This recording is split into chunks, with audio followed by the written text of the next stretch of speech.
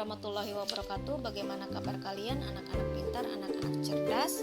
Alhamdulillah kita bisa bersua kembali dalam mata pelajaran Bahasa Indonesia untuk kelas 11 yang dipandu oleh Ibu Mirna Widiani.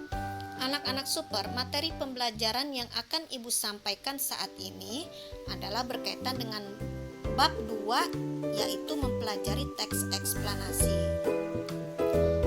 Anak-anak sayang, pada materi pembelajaran sebelumnya, pada bab 1 kamu sudah belajar tentang teks prosedur.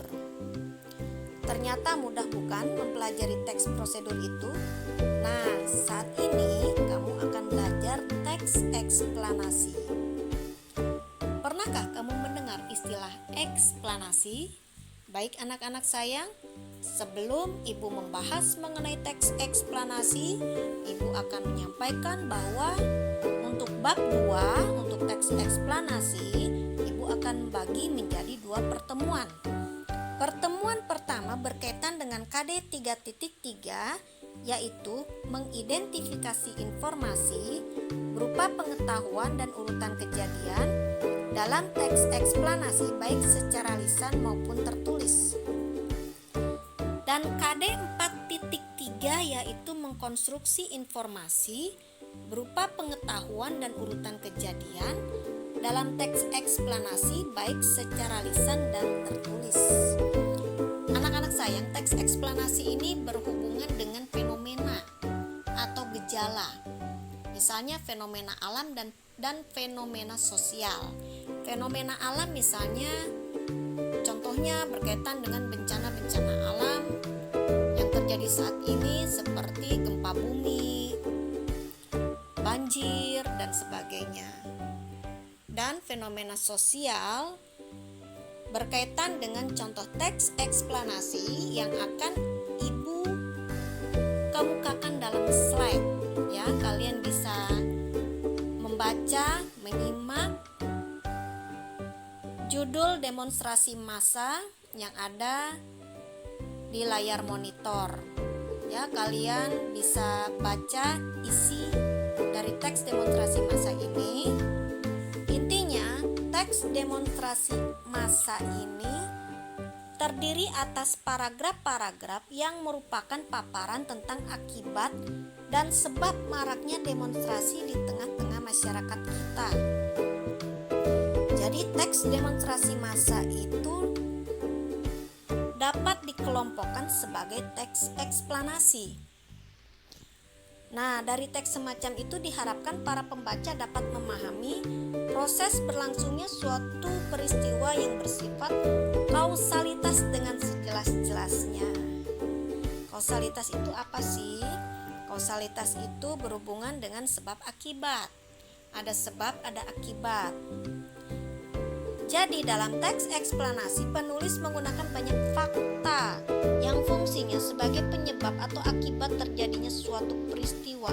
Bahkan dapat dikatakan bahwa teks eksplanasi hampir semuanya berupa fakta. Jadi anak-anak sayang, kalian masih ingat unsur berita 5W1H? Apa, what, mengapa, why. Misalnya, apa yang terjadi? Why, mengapa peristiwa itu bisa terjadi? Who, siapa yang diceritakan dalam peristiwa tersebut? Anak-anak super, dari penjabaran contoh teks eksplanasi tersebut, kita bisa menarik kesimpulan bahwa teks eksplanasi dapat disamakan dengan teks yang menceritakan prosedur atau proses terjadinya sesuatu. Dengan teks tersebut, pembaca dapat memperoleh pemahaman mengenai latar belakang terjadinya sesuatu baik secara jelas dan logis. Logis itu masuk akal. Teks eksplanasi intinya menggunakan banyak fakta dan pernyataan-pernyataan yang memiliki hubungan sebab akibat atau kausalitas. Ya, artinya kalau sesuai dengan fakta dia harus bersifat objektif. Ya, kalau subjektif berarti beritanya mengada-ngada atau hoax. Ya. Namun sebab-sebab ataupun akibat-akibat itu berupa berupa sekumpulan fakta menurut penulisnya. Ya. Jadi yang namanya penulis berita yang berkaitan dengan eksplanasi, dia harus menyajikan berita yang sebenar-benarnya, sebaik-baiknya, harus objektif sesuai dengan fakta kondisi yang sebenarnya. Tidak boleh kurang dan tidak boleh lebih. Jadi, menurut Kosasi, teks eksplanasi merupakan teks yang menjelaskan suatu proses atau peristiwa tentang asal-usul, proses atau perkembangan suatu fenomena, mungkin berupa peristiwa alam, sosial, ataupun budaya. Dari sini juga kita bisa menjabarkan fungsi teks eksplanasi untuk memperluas wawasan, pengetahuan, dan keyakinan para pembaca ataupun pendengarnya. Dengan demikian, pembaca menjadi tahu fenomena yang ada di sekitarnya, atau bahkan di tingkat nasional dan luar negeri. Fenomena dimaksud berupa fenomena sosial, budaya, politik, kriminalitas, dan sebagainya.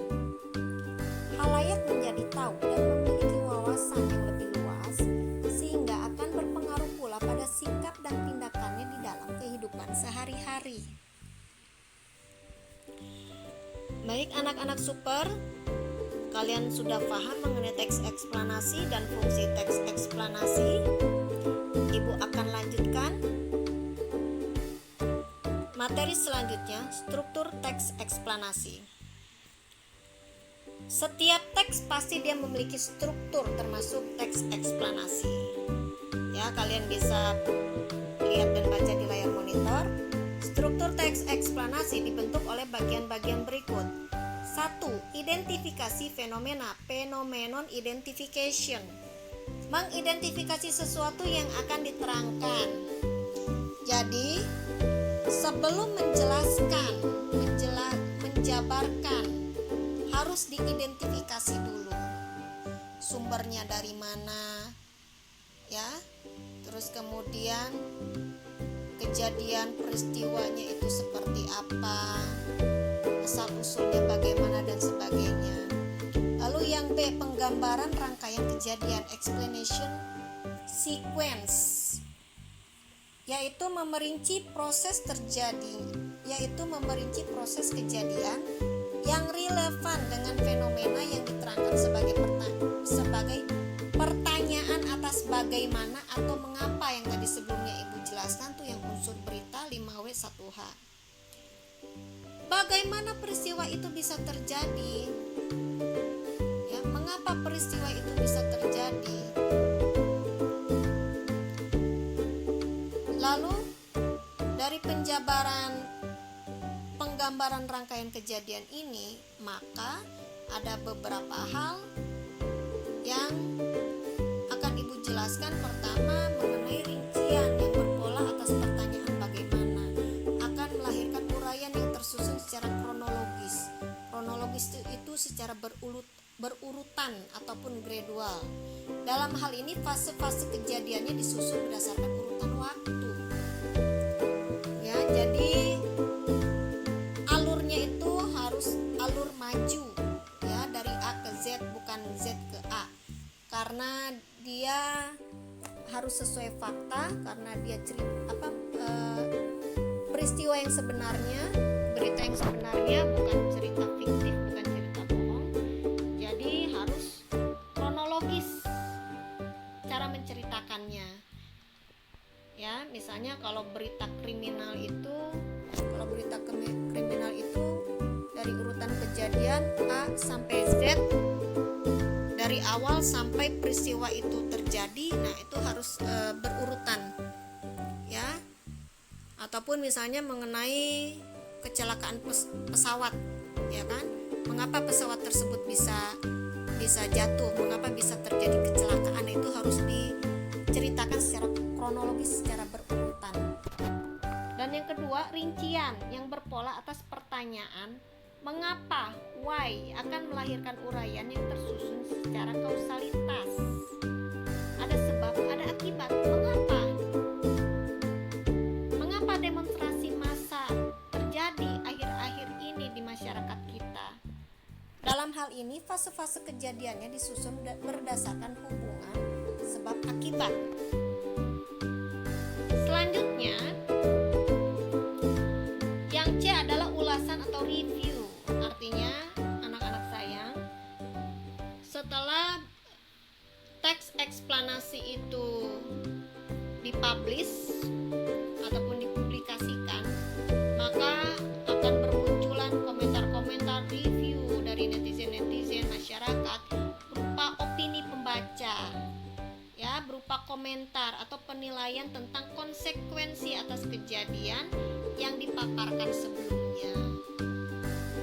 Ya, jadi komentar-komentar itu bisa beragam, asalkan harus ada etika dalam menyampaikan suatu pesan, menyampaikan pendapat, menyampaikan ide, gagasan, pikiran. Baik anak-anak sayang, sampai di sini kalian sudah paham apa itu teks eksplanasi, dari pengertiannya, struktur, fungsinya.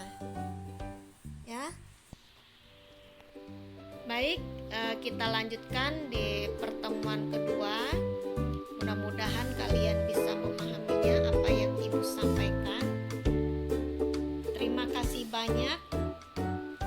Terima kasih banyak kalian sudah mendengarkan, kalian sudah menyimak apa yang Ibu sampaikan. Ibu harapkan kalian mengerti